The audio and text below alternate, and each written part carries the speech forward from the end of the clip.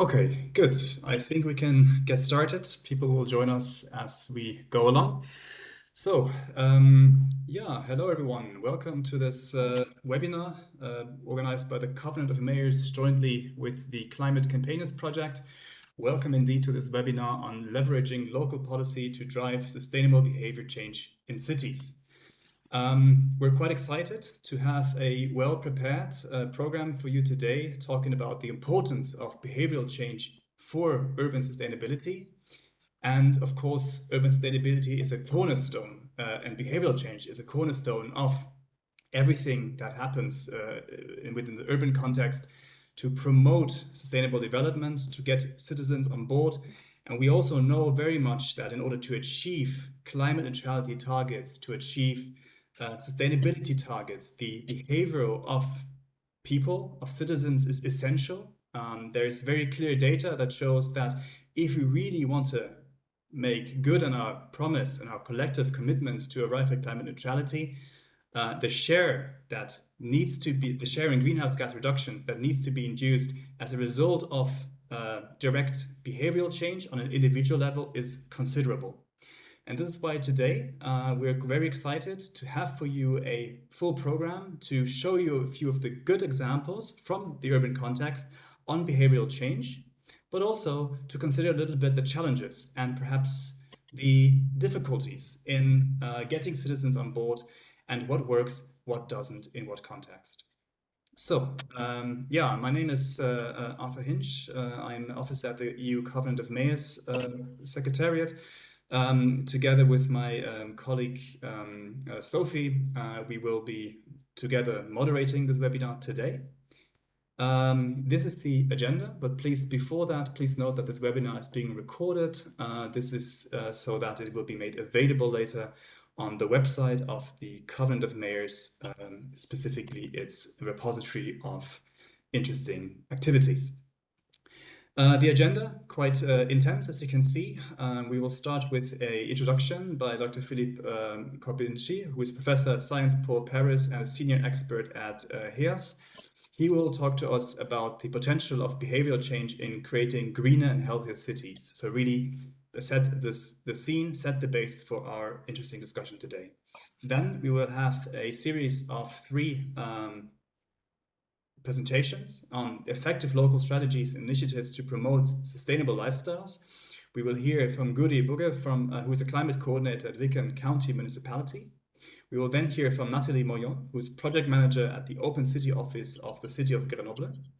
And we will then hear from Trevor Graham, who is director at Urban Island.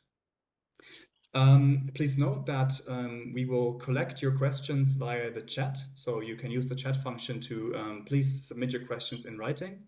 These questions will then be taken up during the panel discussion and audience Q&A by my colleague Sophie, who I've already introduced. We will then have a few reflections and close the webinar, hopefully on time.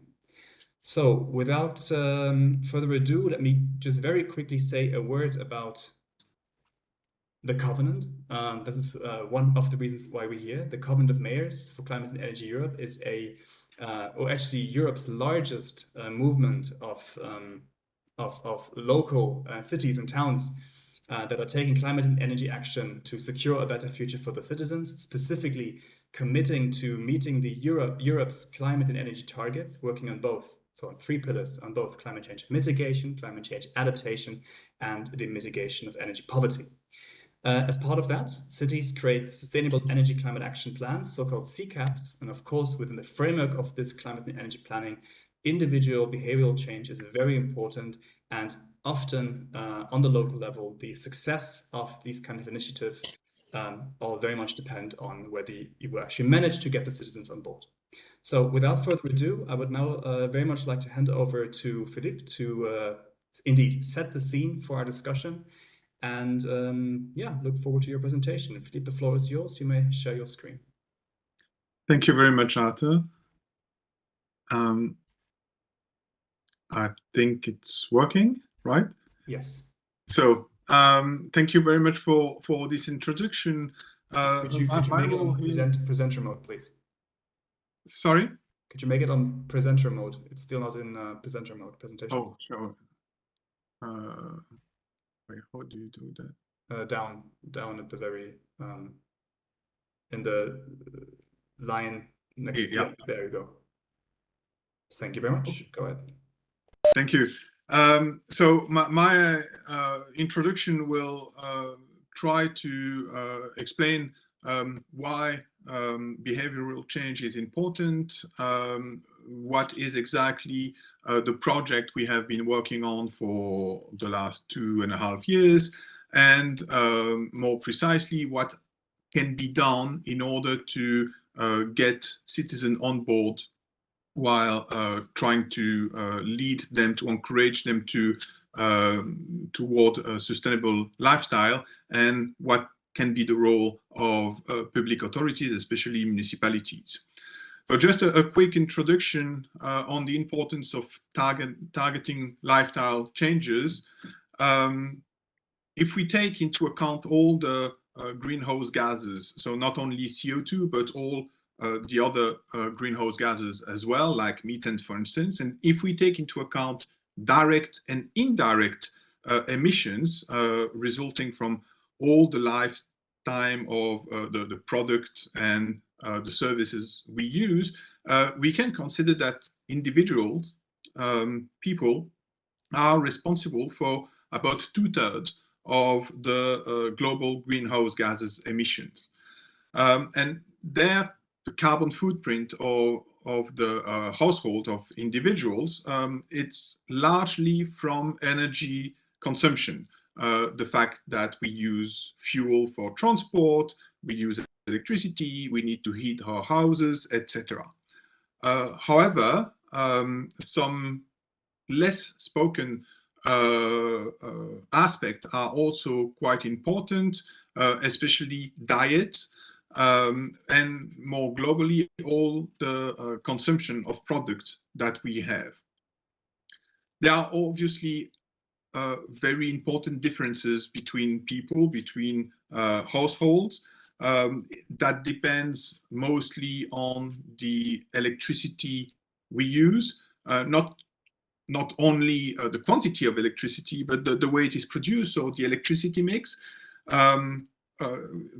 Can it be produced through coal or natural gas? The impact won't be the same than if we are using renewable energy or nuclear energy. And this is something that obviously goes much beyond what people can do beyond their mean of action. But on average, we can consider that in Europe, every people, and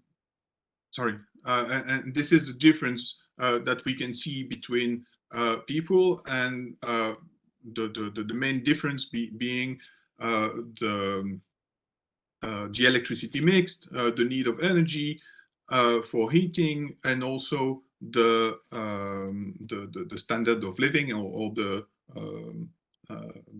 wealthiness of the regions.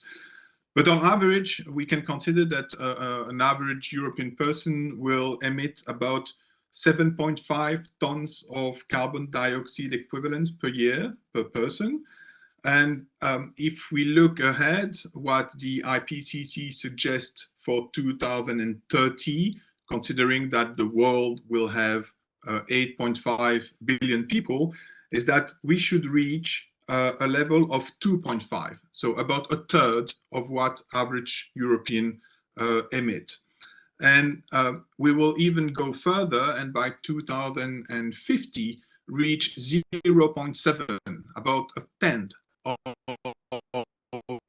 what we currently consume or emit. And this is the condition if we want to meet the Paris Agreement goals. So there is a lot to do. Only 5% of the European households are at that level of 2.5 tons of carbon equivalent emission per capita, which means that we need to reduce drastically our emission, and especially the individual emissions. We know what needs to be done in order to reach some kind of carbon neutrality. We need we know what needs to be changed in the consumption patterns. We know also what are what the low carbon alternatives are. It is changing our transport model, reducing the energy we use at home, and shifting to a more sustainable diet. This is the main sectors where we have a very important mitigation potential. And that has been very well studied, very well documented. What the questions are is how we get there, how we manage to convince people to change, to adopt these identified sustainable lifestyles. How can we encourage people to change their behavior? Do people know how to change? Are they willing to change? Are they even aware of what needs to be changed in their behavior? And that was the purpose of this campaigner project that has been launched 2.5 years ago. The main aim of the project was precisely to promote a transition to sustainable lifestyle, not only in Europe, but more generally. And it relies on the development of an application called Climate Campaigners, in which citizens can or are offered challenge that encourage them to embrace a more sustainable lifestyle. It has been developed in collaboration with 16 cities of all size, mostly in Europe, but not only. And these are the partners of the project. So the idea of this application is that it will not only make it possible to raise citizens' awareness of the lifestyle adaptation that is needed to fight climate change, but it will also allow us to collect information, very valuable information, data on behavioral processes, on especially the local barriers that prevent them to adopt these sustainable lifestyles, and what are the motivation they can have in order to change and to move forward. And now we are reaching the end of the project. The findings is helping us to design policy recommendations to decision makers, especially municipalities, but of course the European and national levels are also targeted. So one of the idea, as we are reaching the end of the project, is of course to share the result of the research, but also to discuss with policymakers in order to tailor our work and make sure that it is adequate to what is already being done by many municipalities. We have already organized a workshop 2 weeks ago as a side event at the COP28 in Dubai with national decision makers. We will also organize another workshop beginning of next year at the European Parliament to discuss with European decision makers. And we are very happy to organize this one, which will move more focus on local level. So just briefly, I would like to go through the main areas that have the most important potential to reduce the carbon footprint of our lifestyle. Once again, I'm talking on average, and there are difference between region, between people, but the mobility sectors is clearly one of the most significant contributor to the European household footprints. It's about 1/3 of the emissions because we are burning fuel. But it is very closely followed by food. The fact that we consume meat, dairy, that usually represent about 30% of the carbon footprint in Europe, and housing about 20%.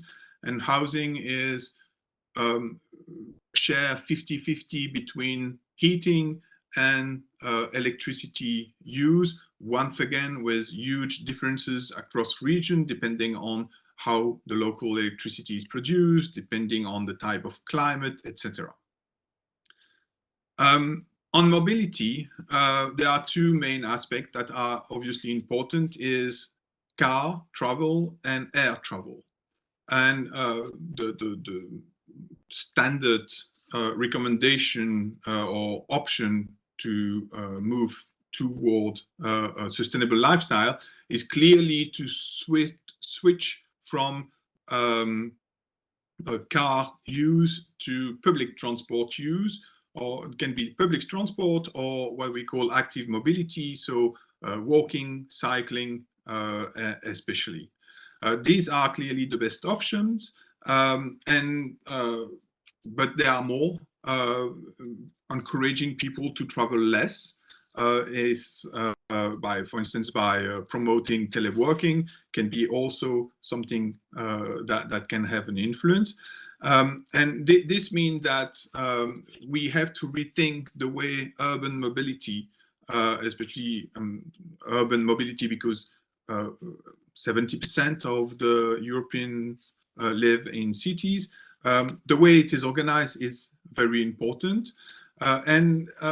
There are also a lot of what we call co-benefits. Rethinking urban mobility will not only have an impact on CO2 emissions, but also on air pollution, on congestion, so the way the cities are organized. And it can also have an impact on people's health, as active mobility has clearly a good impact.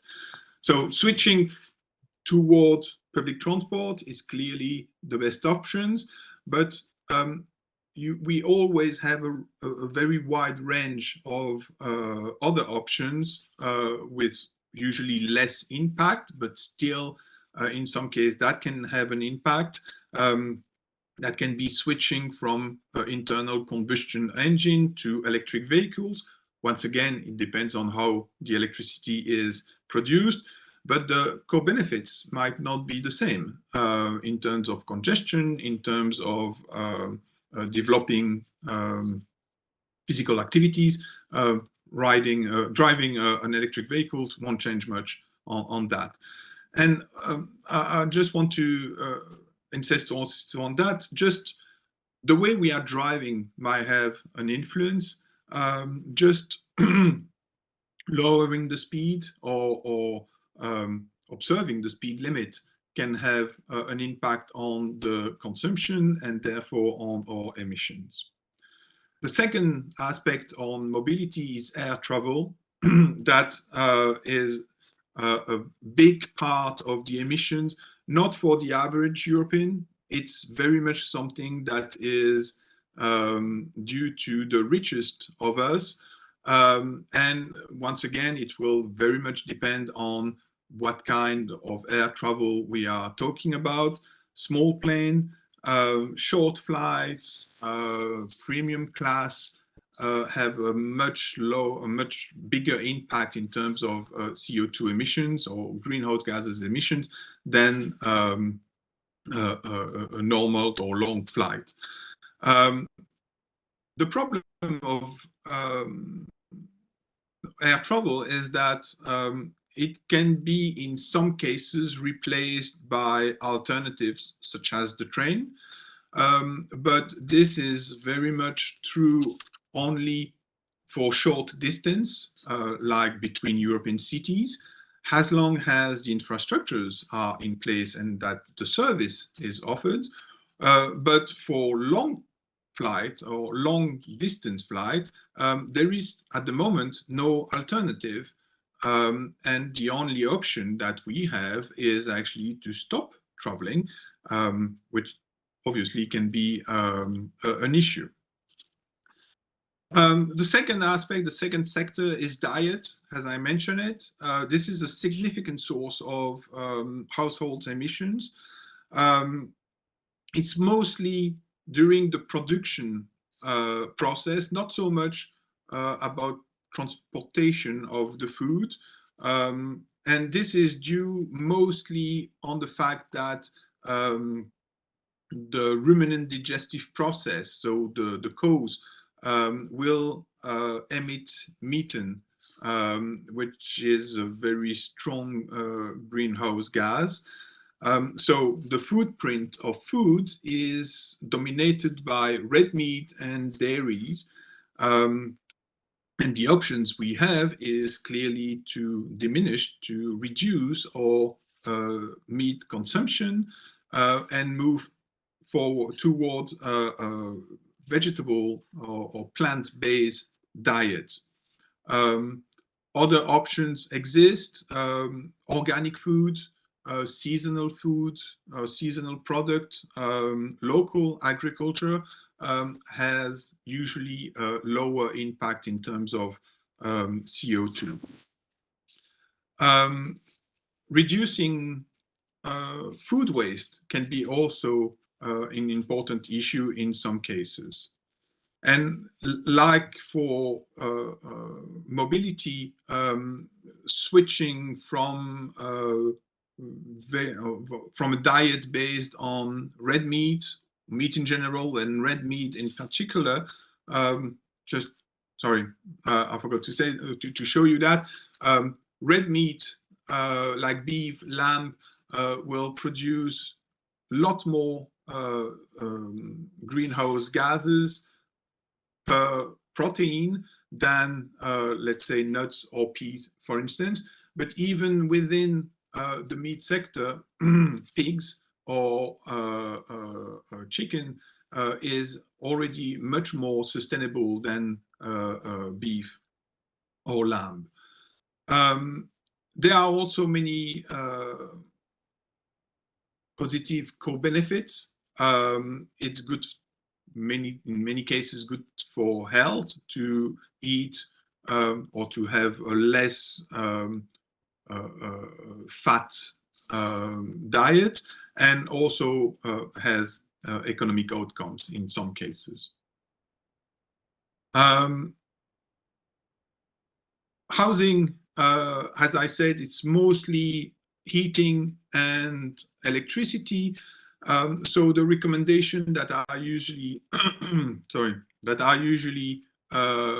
given to reduce the consumption of the households are to lower the room temperature, to reduce the usage of washing machine or tumble dryers, that are the two most energy consuming appliance in the households, unplugging electronic device, etc. These don't have a huge effect in terms of CO2 or greenhouse gas emissions, and especially when electricity is produced from renewable energy, the impact is actually very limited. However, for heating, there is a lot that can be done, but the recommendation or the options are usually to replace a carbon intensive heating technology like a gas boiler with a low carbon one, like an electric heat pump. And above all, it is to insulate the building. And this is actually not really linked to lifestyle. This is choices that can be made in the very long term. And the other aspect is that it always involved important investment. It is costly, and therefore this is very often difficult, especially for the poorest, to take that into consideration. However, public authorities can have a big can support that kind of transition, but it needs to target the specific moment of our lives when we decide to build a house, when we decide what kind of heating we are going to install, etc. And the last aspect is everything that is linked to circular economy. We need to organize a transition from our current economic system to a circular model in which the material that are included in the product we are currently used can be reused, can be the resource for the next generation of product. It is evolving a little bit. The European Commission recently proposed a new regulatory framework, but it's going very slow. So for the moment, it's very difficult for the people that would like to recycle, to reuse, to be able to do so. And there is a lot that needs to be done in order to organize the availability and help the people to move toward that circular economy. So my last question is, what can local authority do? A lot of aspect in the lifestyle about decarbonization is a question of individual choice. However, the framework in which these choices are made are very important. It is up, therefore, to the public authorities and local authorities, but also national or European, have an important role to make sure that the adequate infrastructures are there. Adapting the legal framework is also important, especially when we think about circular economy. Make sure that the product will last longer. Make sure that it is possible technically to recycle or to reuse or to repair. Philippe, if I may. I'm Yeah. sorry, I have to interrupt you given the time, but thank you very much for the presentation until now. I think given your current slide on what can local public authorities do, I think this is a good segue to now transition to the next presentation, who will of course talk about the different things that local and regional authorities can do. So I hope you forgive me if I pass the word along to the next presenter. And thank you very much for your insights here, Philippe. So Guri, I would love to give you the floor now to enlighten us about the situation in the Viken County municipality and your experiences with sustainable behavioral change. Thank you. Let's see. I can find my presentation again.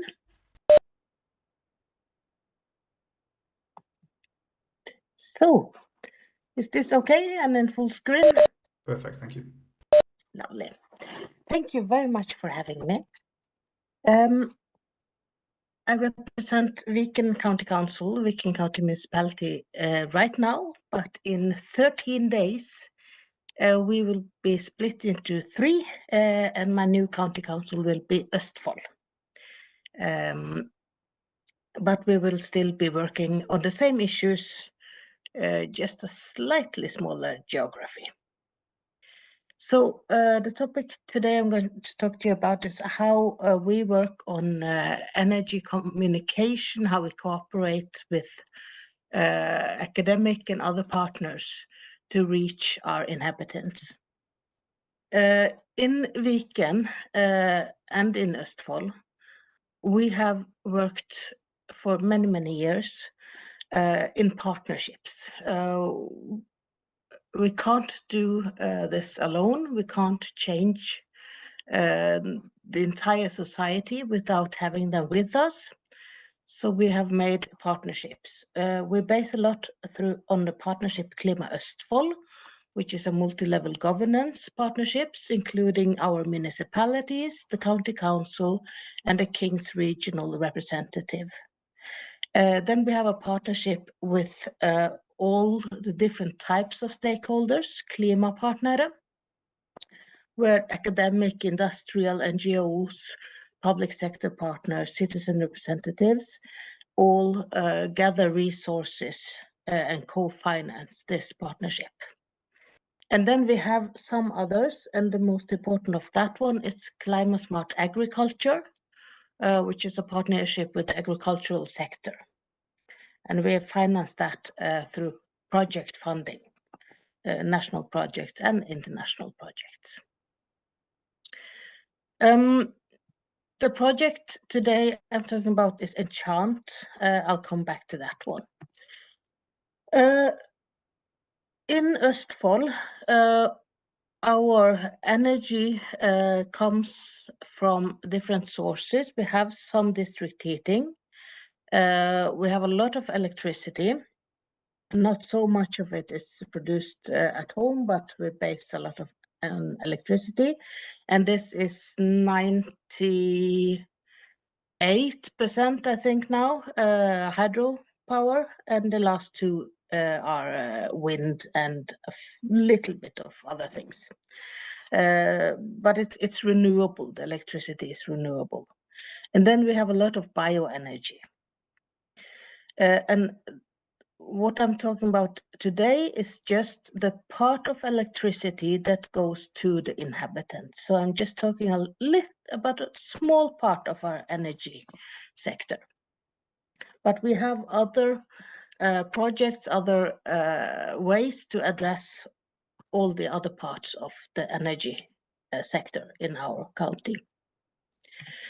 The Enchant project is a research project funded by Horizon 2020. And although it's led by the research partners, the user partners are very actively involved. We are partners, we have our part of the work packages, and we have tasks that we are working directly on. And we have also been very well included into the project management and been listened to in a quite good way. So we're very happy with this project. It's focusing on large-scale testing of behavioral change, because although you have done a lot of research on behavioral change, it's been more small scale, it's maybe been qualitative research, while the Enchant project, we are trying to test on millions of people. So Viken County Council, we have funded free energy advice for hundreds of households, housing association, businesses, and then we used the project to test how is it best to communicate with these stakeholders to ensure that the money we spend on energy advice isn't wasted. We have also done funding for owners of heritage buildings, but that has not been part of this study. So what do we see? What are we seeing? We are seeing a lot of the typical things, the things we knew before we started the project, like that it's difficult to get people to engage. And we have to spend resources on reaching a lot of people. So we have to budget for that part of the work. If we don't do that, then the campaign is a failure because we don't reach people. We see that participation in itself motivates to change. And this is something we've seen in many studies throughout the years. In Norway, a typical number is 20% energy reduction just by taking part in a campaign, just by starting to have focus. And this number is surprisingly, like you see the same numbers in different sectors, both industry and public buildings and households. And this is probably less in other countries. It's just that we haven't been focusing on energy at all in Norway. We see that getting feedback works well. So regular feedback on how your energy consumption changes, because then you have, you keep the focus. It's very easy in our world to forget what you were doing, but getting regular feedback works. And the sender matters. Everyone who's worked on communication knows this. And of course, we see this in this project too. If people don't really trust the sender, the one that tells the message, if they suspect it could be greenwashing, if the sender is a business and they suspect this business is trying to earn money on them, then they will not take part. So finding the best sender is really important. And then, of course, as we all know, financial motivation scores the highest. If you can show people that they can save money, it's quite efficient. So this is what we could have said before we started, but of course, it's always good to get the repetition and to see that, yeah, what we thought is correct is correct. But then you have the more, not really eureka, but a bit, oh, is it like that? Because in the Enchant projects, we have partners from all over Europe, and culture, local culture was even more important than we thought. So, for instance, in Germany, if you appeal to a competitive feeling, like your neighbor is doing better than you need to up this game. Or would you like to take part in a competition and see of this group of 10 people who will do the best? That is really efficient in getting the normal German person to save more energy. But in Norway, if you ask people, would you like to take part in a competition?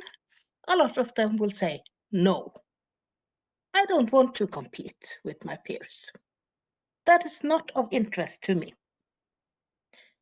For those that say yes, they will be motivated and save more energy. But the group that says no and then loses interest in the campaign is so large that we will be very careful to use this as a tool going forward.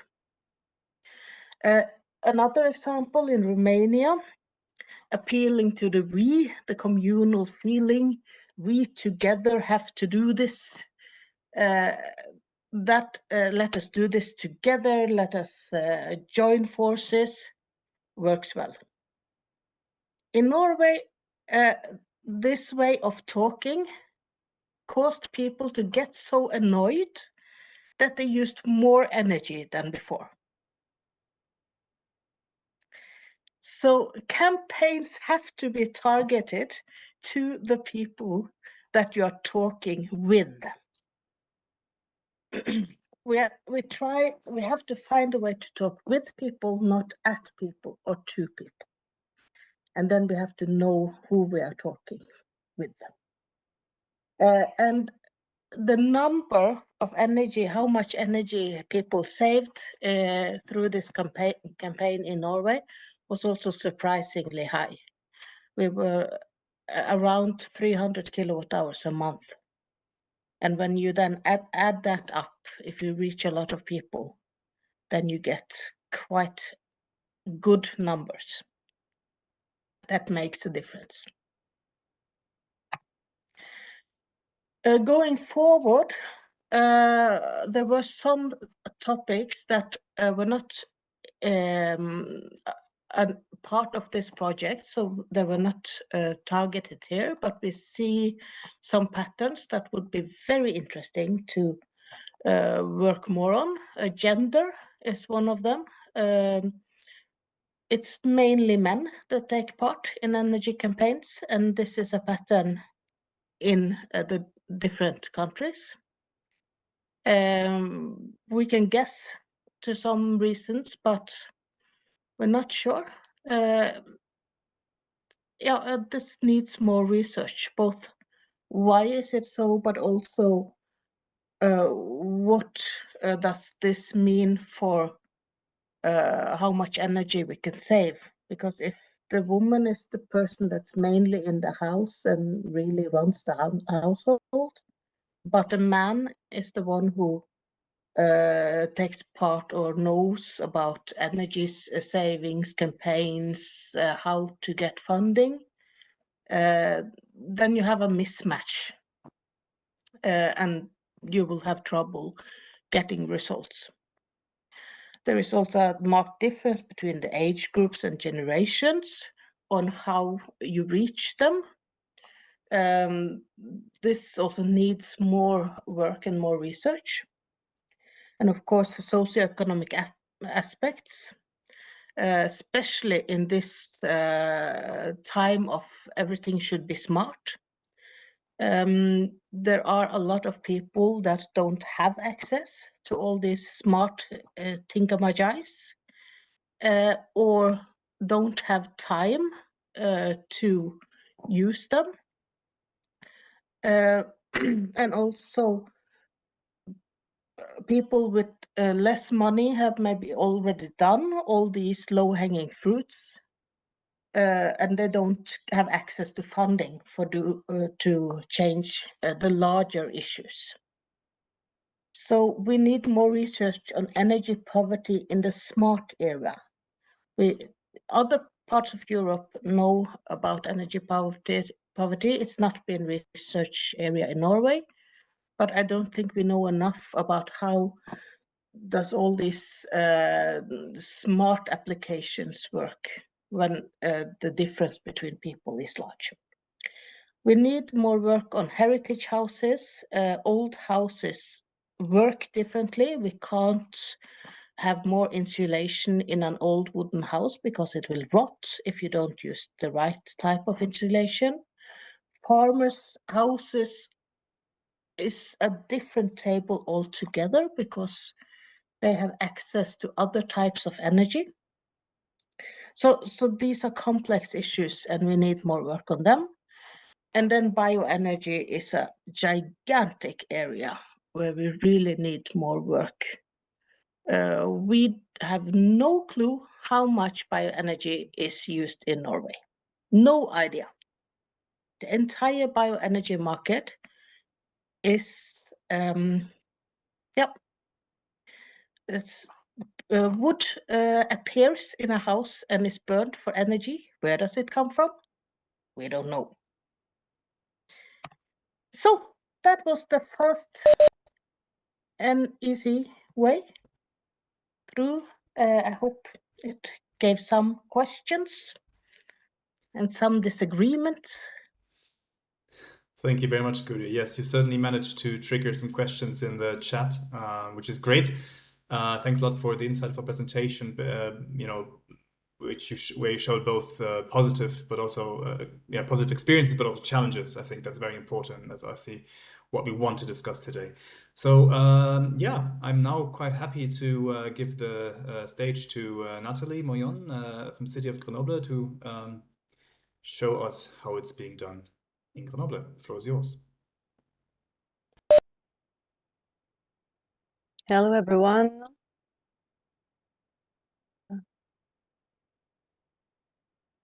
So I'm Nathalie Moyon. You can hear me pretty well and see my screen too? Okay, great. Yes.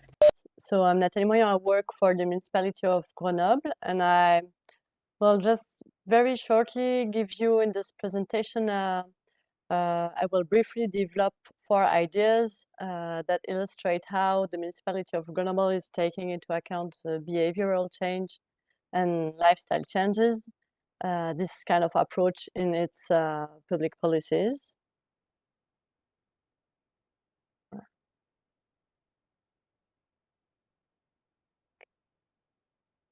So the first one, this first idea is about the recognition Grenoble with the title of European Green Capital in 2022. The title is an achievement, and as it's shown in the thematic ranking of the candidacy report, Grenoble was ranked first or second in 11 of the 12 stamps evaluated by the jury. And the jury mentioned the pioneering approach to climate management and an innovative approach to urban governance. And so for us, this was clearly an achievement because since the beginning, the city wanted the title as an accelerator in two dimensions. The first, to get everyone on board, and the second, to amplify the transitions themselves. And for that purpose, 2022 was an eventful year based on the triptych science, culture, and citizen participation. And with the slogan, I think, I dream, therefore I act, that is directly connected, I think, to behavior change. So it could be weird speaking about this title, but for us it makes sense. The second idea is a classic, I can say, from an urbanist or architect perspective. It's about the urban planning as a transition driver. So really classic, the city is in charge of transforming public spaces so we can act on physical environment.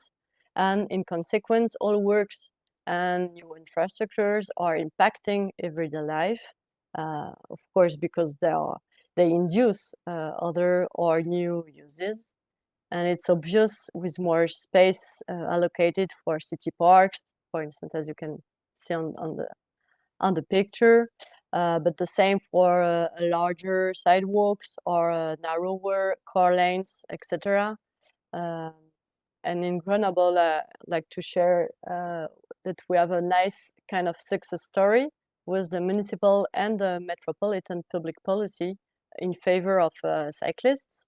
As you can see, in Grenoble, cycling has increased by 50% in 10 years between 2010 and 2020.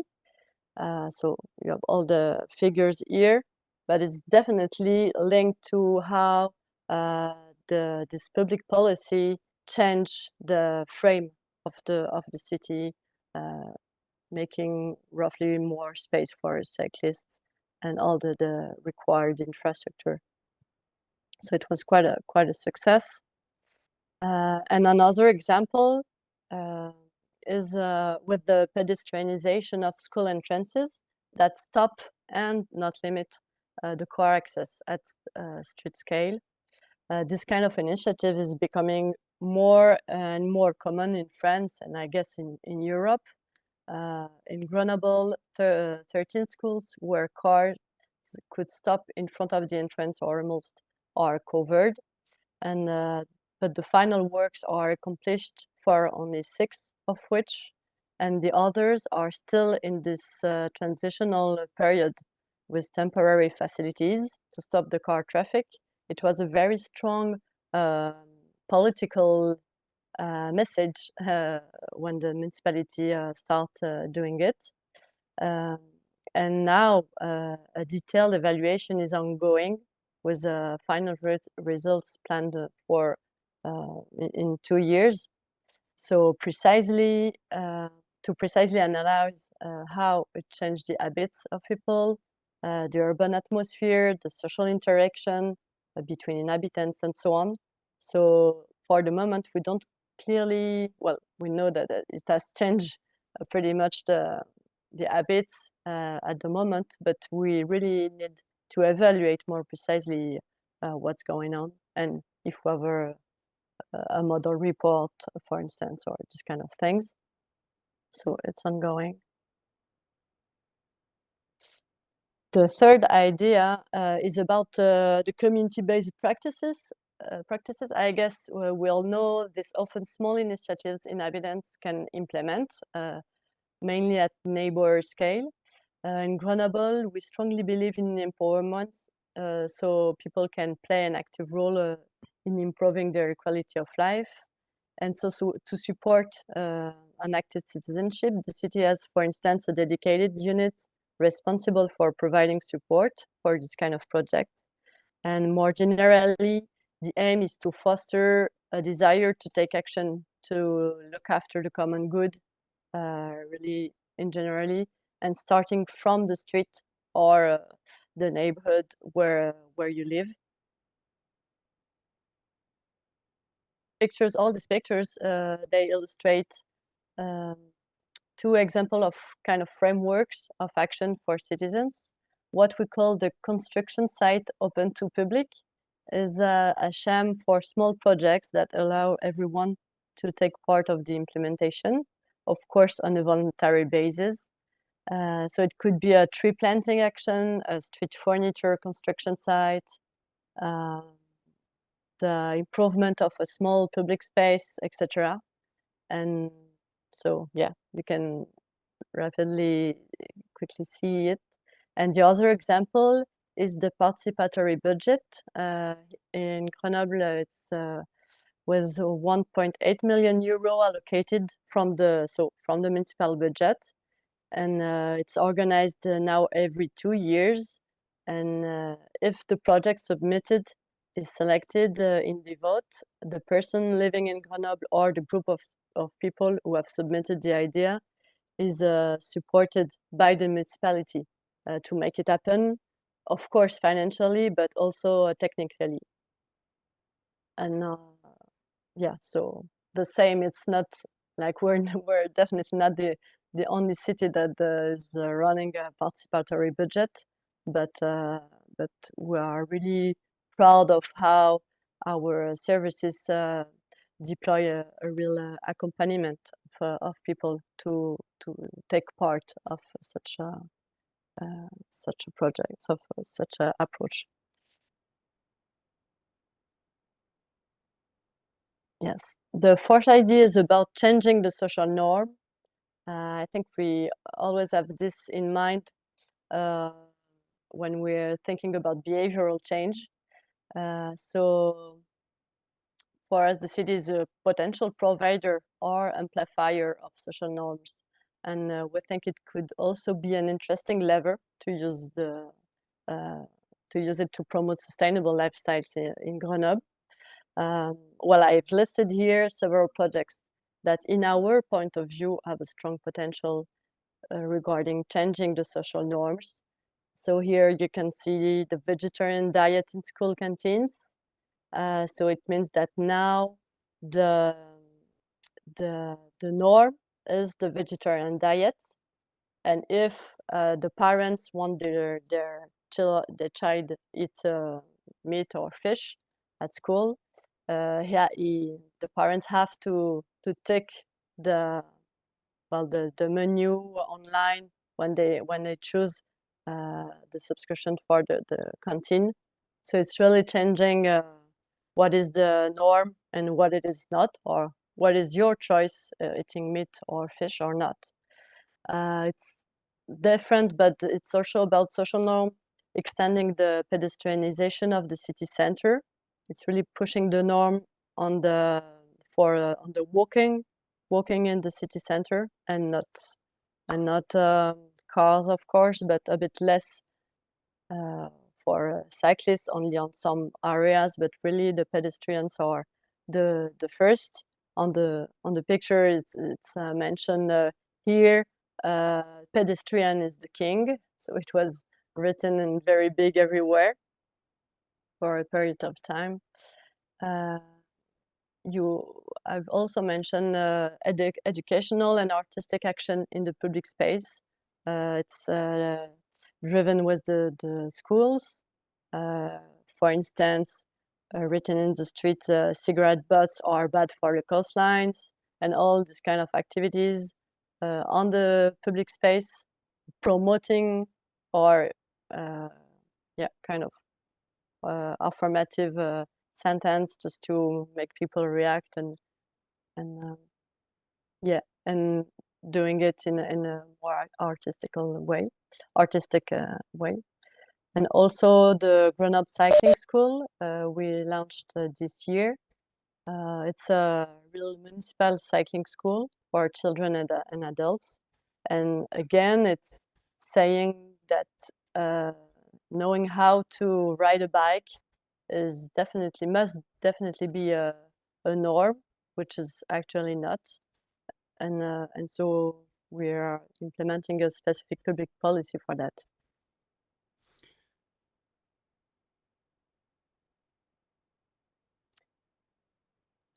To conclude, I would like to share with you these perspectives to boost and ease behavior change. So it's really open, but in the context of Grenoble, we still have to formulate a dedicated strategy to behavior change and lifestyle approach that must be submitted and approved by the City Council. So when we are checking our CCAP, for instance, we only have one action that mentioned clearly something about behavioral change, but so only one. Well, it's definitely not a dedicated strategy. So I think we should push in this perspective. The second point appears that working closely with its communication department to make them design a communication campaign based on the lifestyle approach is an interesting perspective. And to finish, the evaluation of each public policies that strongly impact people's lifestyles is really important. Saying that could be obvious, but the evaluation, I've got the feeling that evaluation of public policies is often rare. But to think lifestyle approach, we really need that. And I think we really need to strengthen the evaluation of our public policies that give us really strong feedbacks to push forward the sustainable lifestyles.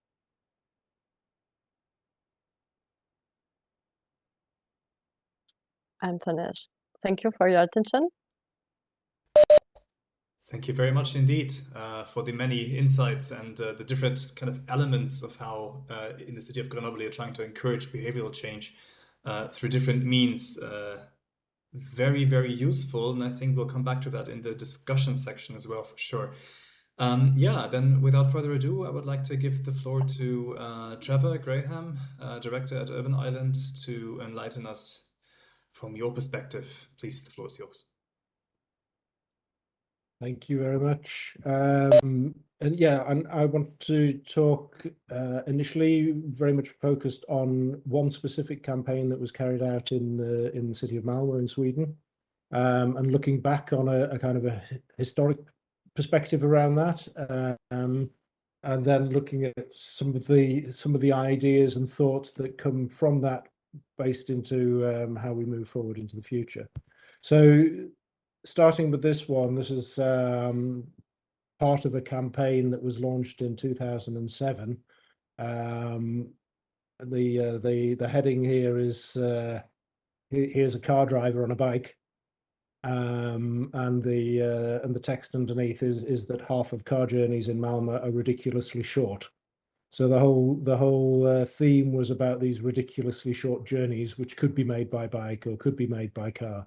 So there was a degree of humor in it and a degree of seriousness in it, and a big mobilization using sort of cultural activities, using sort of campaigns on the streets, rewarding cyclists for doing the right thing, and a repeated program. So it was launched in 2007, and it continued through until 2013. And you can see on the bag that the girls got on the bike here, it's no longer half of journeys in Malmö are ridiculously short.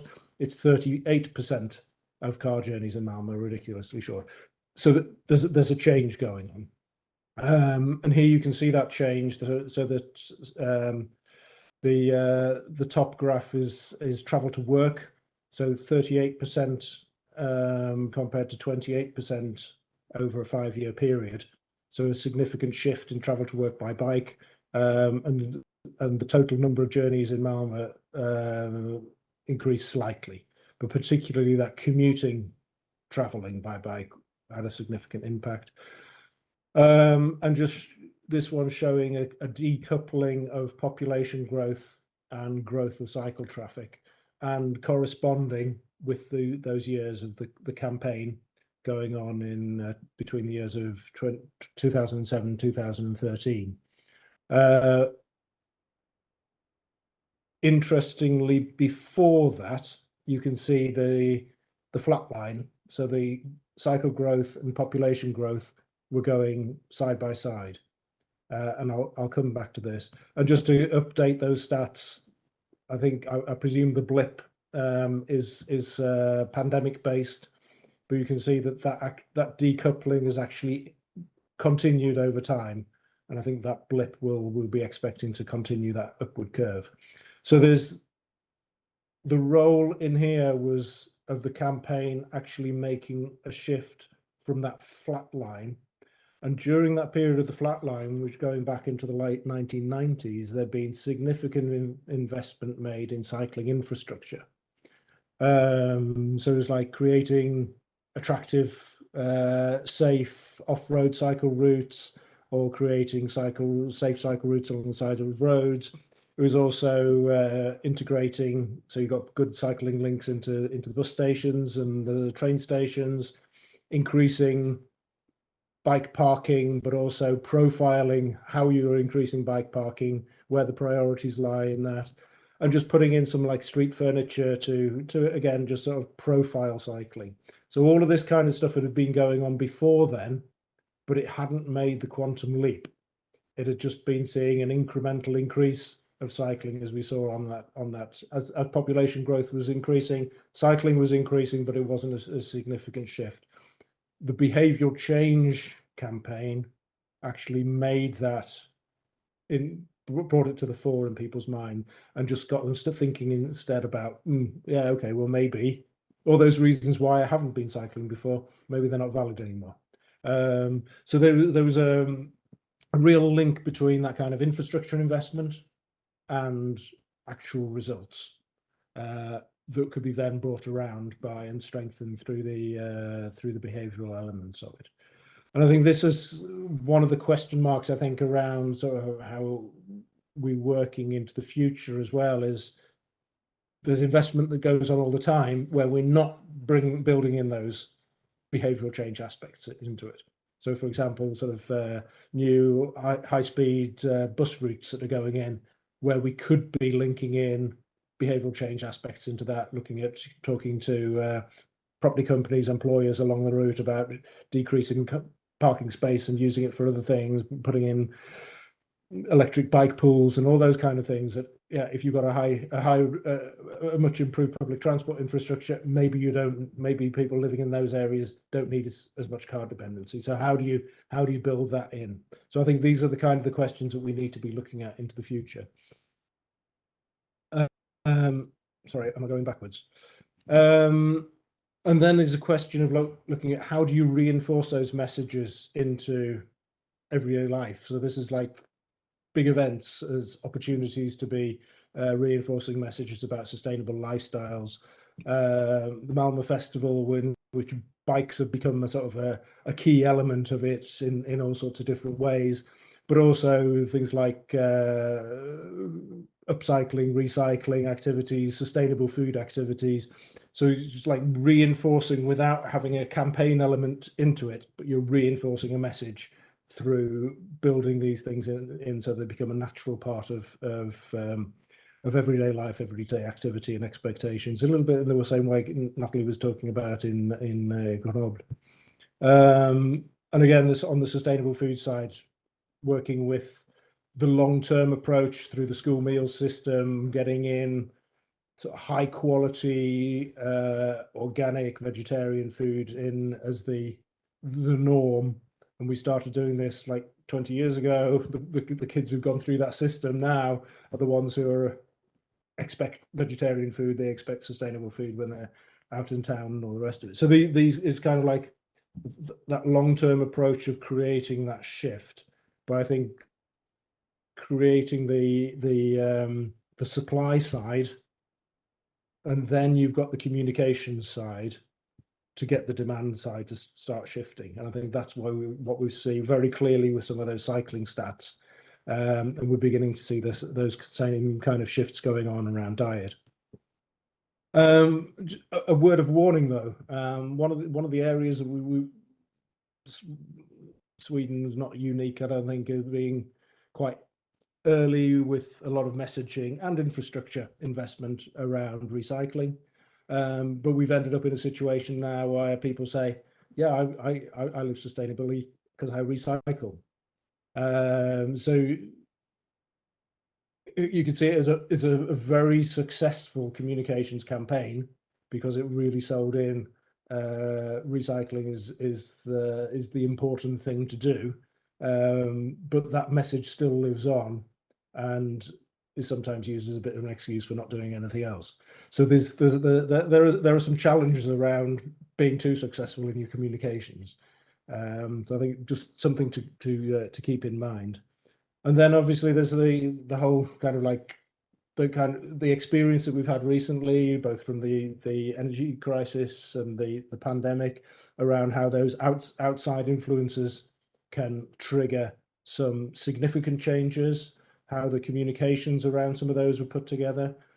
So thinking in terms of, how do you think about those long-term development strategies that we want to work on, and building communication into reinforcing behavioral change that you're working with in different ways, but also thinking about those, how do you react quickly to changing circumstances and looking at long-term change. I mean, the thing with the pandemic, it was a short-term, hopefully, issue that we had to deal with. For the energy crisis, there's a question of how much that's going to be just a short-term blip, and how much some of those changes may be longer term. And I think there's a role there for local governments to be going in and thinking about, well, how can we be reinforcing some of that messaging so that it's not just crisis mentality now, but actually there's some positive lessons to learn on behavioural change moving into the future. Just very quickly to end with, this is the consumption-based emissions data specifically per capita in Malmö, broken down into some key areas here that I've translated into English. And the interesting thing in this is that there's a lot of households that don't have cars, so that big slice changes a lot. So this is the average for the city. A lot of people don't fly particularly much. So again, the average and the specifics can look quite different, but certainly reinforcing some of the things that Philippe was saying before.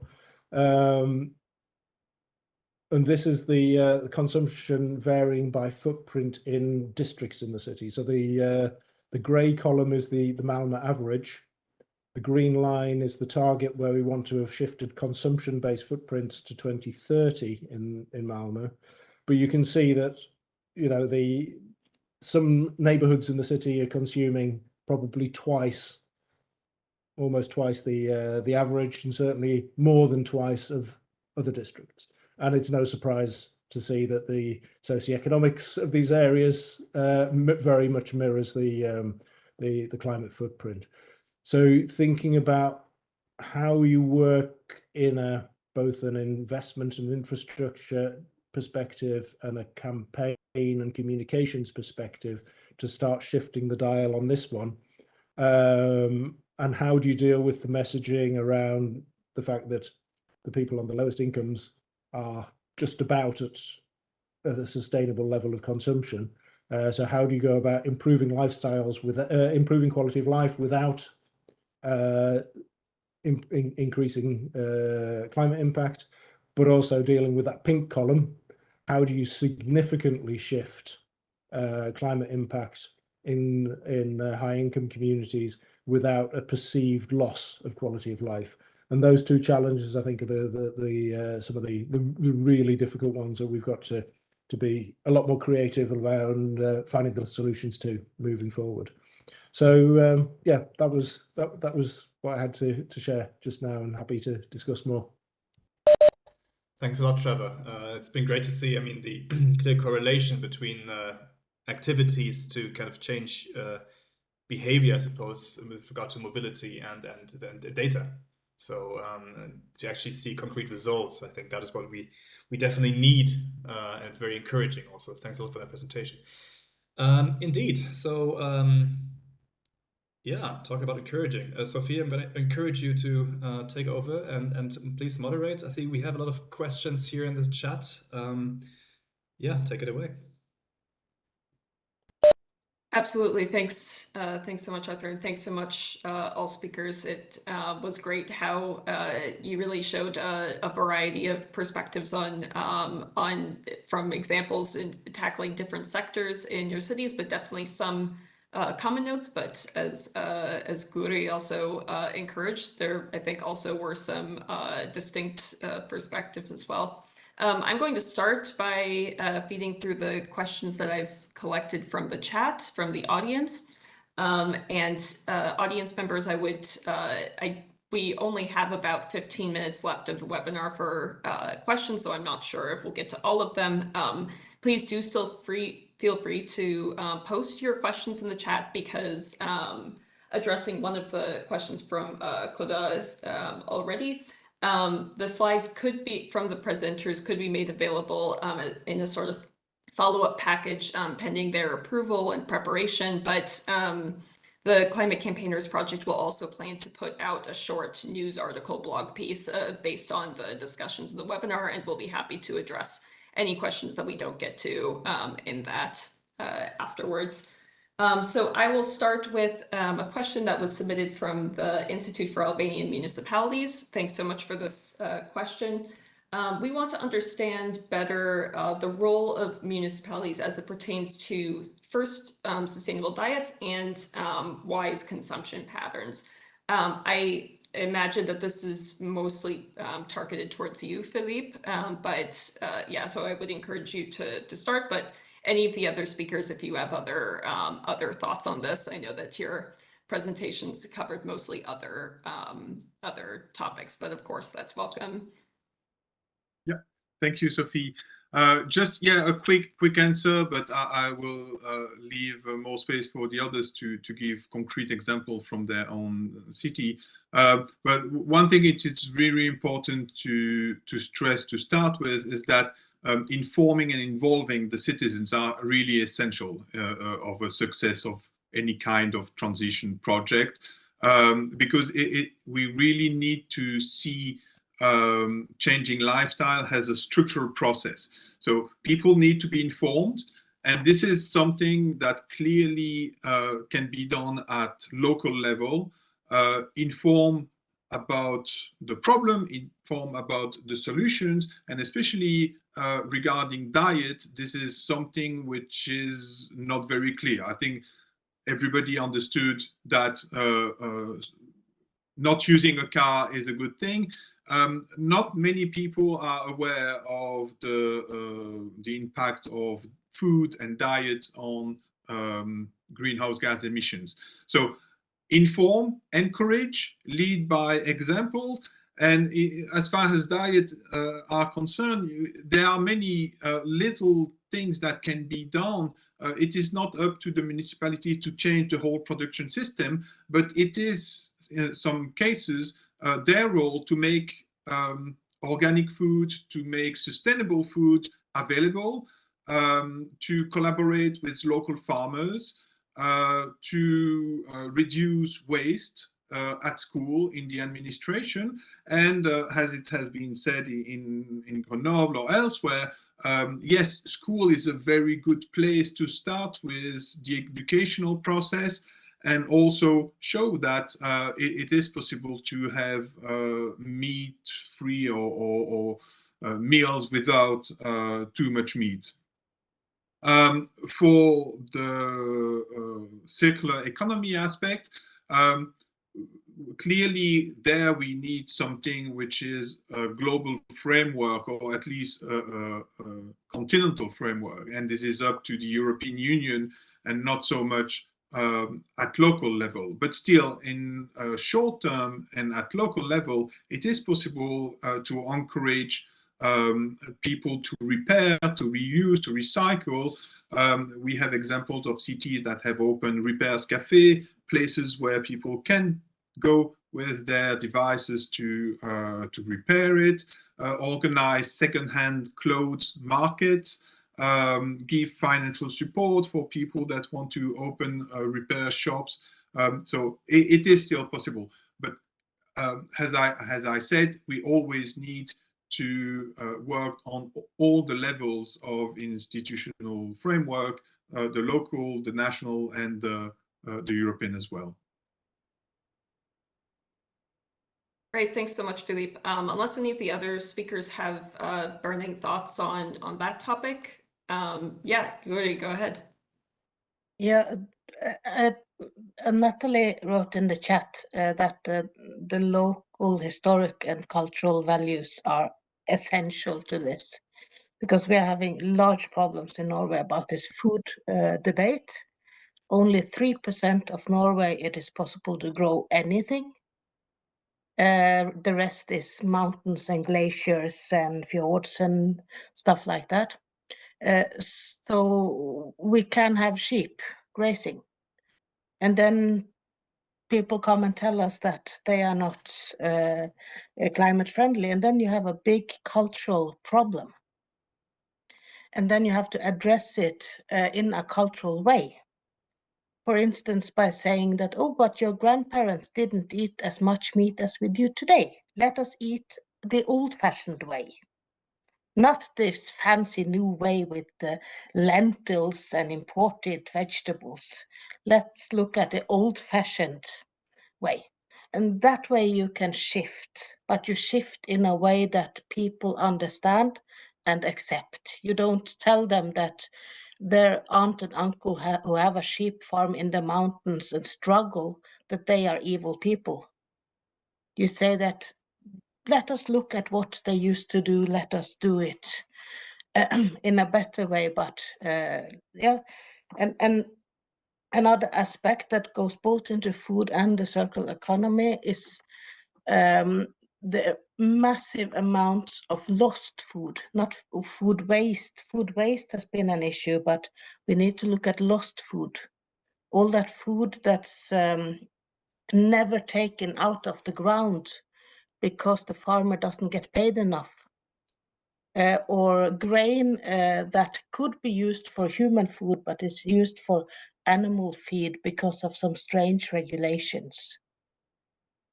So this is also a big area where you have to, people react very negatively when they understand that it's a problem, and then they accept eating food that's not prime quality because the moral of it.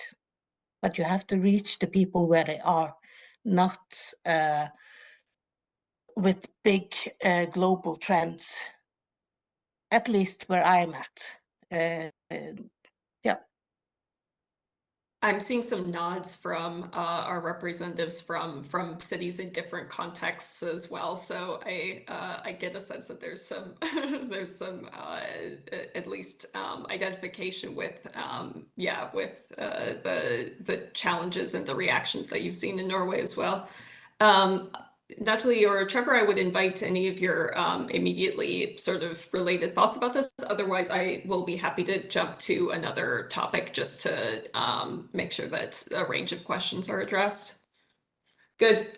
So changing gears a little bit, of course, sort of knowing what needs to be done is only one part of the issue, as Philippe pointed out in his initial presentation. It's saying, okay, how do we get there, and what sort of data infrastructure specifically do we need to sort of regularly assess our progress once we actually start trying to make these changes? So there was two questions from the audience.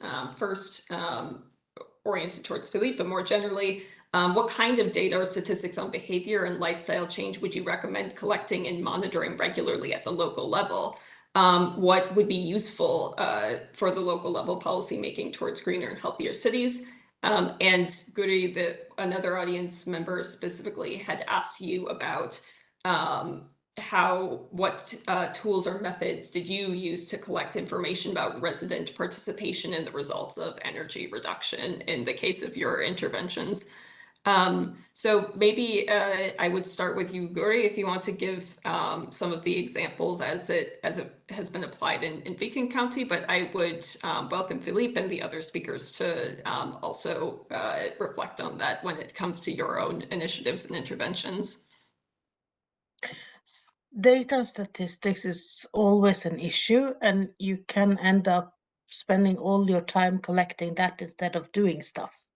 So just I start with that one. If you don't have the data, do what you think is logical, and you will usually get the results. But for the data, then our Horizon project was very good, because then we had resources and researchers who helped us gather. So I will add some links to the chat where you can see the data gathering processes. But part of this data can be like you'd find data closed inside your little room, and then you think hard about it, but you can also do it as a participatory process. And if you do that, then you can also influence change at the same time. So we have been working on climate budgeting. It's a methodology developed by Oslo, but we have, through Klima Østfold Partnership, done it in many smaller municipalities. And then you have to talk to all parts of the municipality, the people working on water and waste and sewage and roads and everything. What are you going to do the next years? What's in the budget that will have a climate impact? And then you show this in one place. And through that dialogue, these people will think, oh, I'm already doing some good stuff. And then people say, I'm a good person. Okay, I will do more of this. We can build more bicycle roads. Then we will show in the climate budget, and the politicians will be happy. So yeah, data is cool, but the process is even more important. Yeah, I think that's kind of consistent with the interesting result that you had shared, that at least in Norway, just the act of participating in a campaign can lead to more sustainable behavior. I saw Natalie really nodding along as well, because participatory budgeting is one tool that I think you had also highlighted. Yeah, please. Yeah, just to add on this part of the data, I didn't mention that in Grenoble, we have this research panel survey, which is managed by the Grenoble Management School within territories in transition share.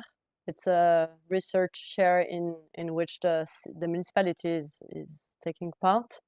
And so within this panel of citizens, we are running a set of questions about lifestyles. And some of the results can be found in the assessment report of the European Green Capital.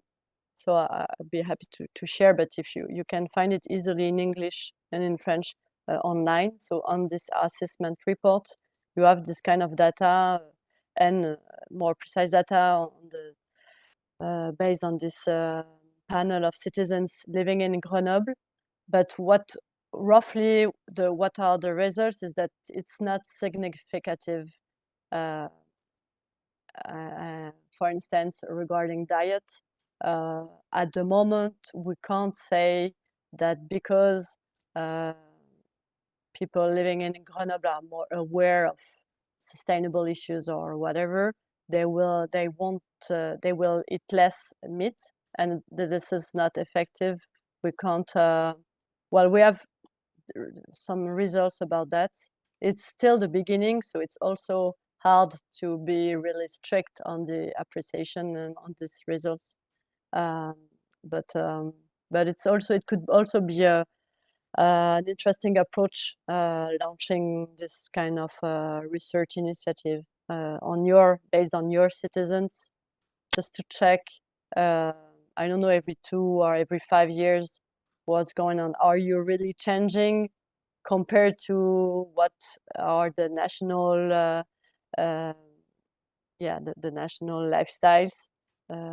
Are you really different at your city scale or not? And for the moment, it's not, we're not, saying, in Grenoble, we are the best. Not at all. Well, we are not on every, well, on bike, we are quite happy, but on other approach, it's not that easy. Great, thank you so much, Natalie. I think you've nicely pointed out the sort of systemic and slow burning approach that's necessary to drive these transitions, and that includes sort of many different facets of understanding the results of interventions and just the sort of baseline behavior of your citizens. Trevor, I would welcome any of your specific thoughts on that topic. Otherwise, we are coming to a close, but there was a specific question for you, Trevor, and I would close with that if you don't have other reflections on the data question first. Oh, I can't hear you. Sorry, if you give me the question and I can answer them both at the same time. Perfect. So one question is, what could be your recommendation on how a local government, a municipality, and its structural units, departments, and agencies, while performing its everyday functions and tasks, can become an inspirational and proactive example on sustainable lifestyles and sustainable consumption for other stakeholders? Wow. That was a tough one to end with. So let me answer the data one because that was easier. I think, and the two are linked, I suppose, to a certain extent. But finding those things that are easy to measure, and can give you some kind of indicator. One example that I know Malm has worked with for years has been getting that there's like one major dairy that supplies milk. So they've been looking at what's the share of organic milk, and they've got data going back into the early 1990s showing that quite a dramatic growth curve over time. And just looking at, well, what are those little indicators that you could use? And I think building that into kind of a city department, just thinking about, okay, well, what's visible in what you do, what makes an impact in what you do that is easy to communicate, that people can easily get their head around. So if it's the school meal service, for example, like in the case of Malmö, they started with organic milk. That was the starting point, and it grew from there into whatever it is now, 72% organic or something like that. So it's finding those something that's easy to communicate, but not being satisfied with just working with a symbol.